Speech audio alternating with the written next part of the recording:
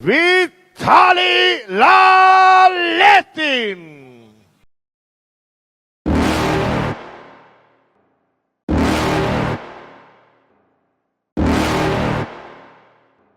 You're never gonna make it, you're not good enough. There's a million other people with the same stuff. You really think you're different, man, you must be kidding. Think you're gonna hit it? Vitaly Laletin, il gigante russo, alto più di 2 metri, su una struttura di 140 kg, con una presa d'acciaio in grado di fare a pezzi una persona. È considerato il secondo wrestler più forte del mondo, dopo Levan Saginashvili. Ma procediamo con ordine.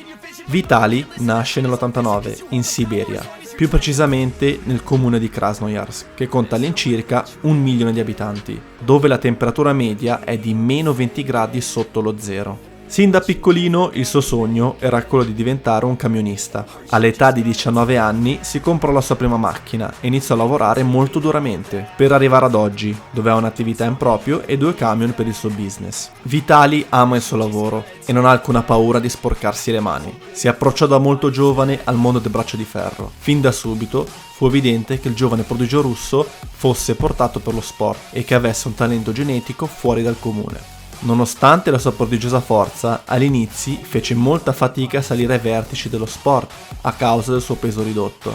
Difatti, agli albori della sua carriera pesava addirittura sui 90 kg, ma con gli anni riuscì a mettere su massa, diventando più grosso e pericoloso, scalando la classifica dei migliori atleti al mondo.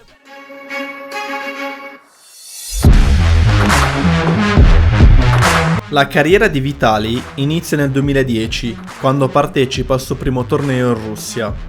Ogni anno diventava sempre più grosso e forte, fino ad arrivare al mostro che è oggi. Agli inizi fu molto difficile per il giovane Vitaly, difatti perse più volte e si dovette adattare ai dolori che lo sport del braccio di ferro porta. Però, con il passare degli anni, iniziò a vincere contro nomi sempre più importanti dello sport. Nel 2018 Tsiplankov, in uno sparring amichevole con Vitaly, fu colpito dalla sua incredibile forza.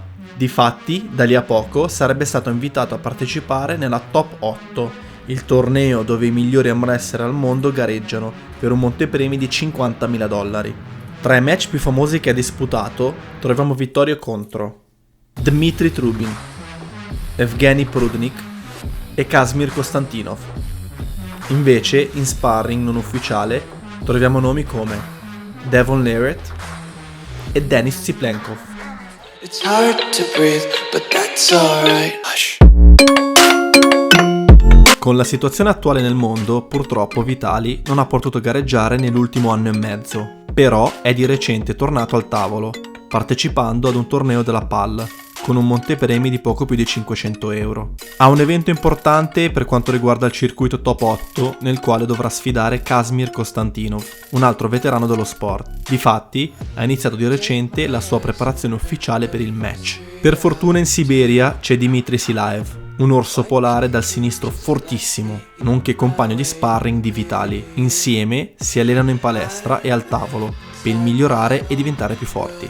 Vitaly continua sempre a lavorare, anche nelle condizioni climatiche più difficili, e ha dichiarato che se dovesse vincere somme ingenti di denaro, le userebbe per espandere il suo business e comprare un camion migliore al suo autista. Vitaly ha anche aperto di recente un canale YouTube, dove collabora con grandi atleti, come Kirill Sarychev, Mikhail Shivlyakov, Larry Wheels, Denis Tsiplankov e tanti altri grandi nomi del braccio di ferro.